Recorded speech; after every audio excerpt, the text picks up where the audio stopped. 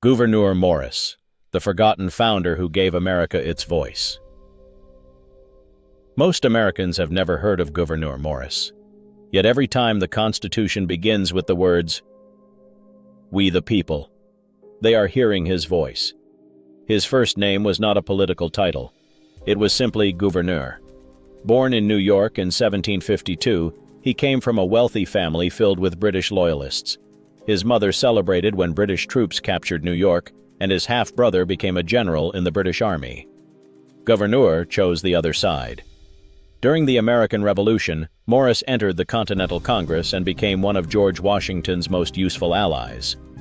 After visiting the starving, poorly equipped Continental Army at Valley Forge, he pushed Congress for money, supplies, and military reforms. Later, working under the great financier Robert Morris, who was no relation, he helped secure military funding, improve the nation's collapsing finances, reform its currency, and develop early plans for a national bank. Then came the accident. In 1780, a runaway carriage crushed Morris's left leg so severely that doctors amputated it below the knee. He replaced it with a wooden leg and refused to retreat from public life. He remained energetic, outspoken, socially daring, and almost impossible to ignore. At the Constitutional Convention in 1787, Morris spoke 173 times, more than any other delegate. He argued that the weak alliance of states must become a genuine national government with enough authority to defend itself, regulate commerce, and survive. He also delivered one of the convention's strongest attacks on slavery. When enslaved people were counted to increase a state's political power, but denied every right of citizenship, Morris demanded, "Are they men? Then make them citizens." His proposal to base representation only upon free inhabitants failed by a crushing vote of 10 states to 1.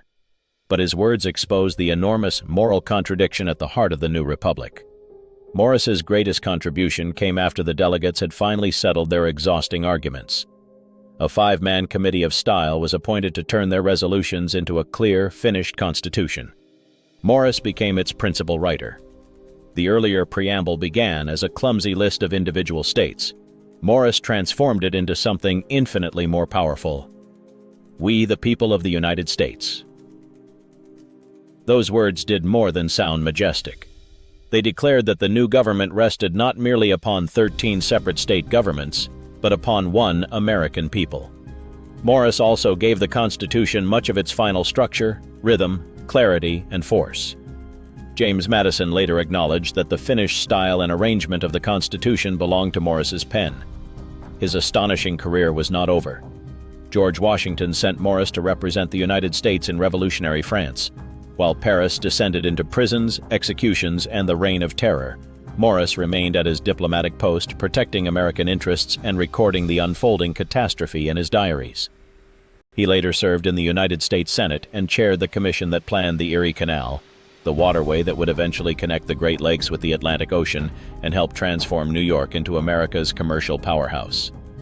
Gouverneur Morris was imperfect, controversial, and sometimes arrogant, but he helped finance the revolution, strengthen the national government, confront slavery, represent America during the French Terror, and envision the canal that opened the American West.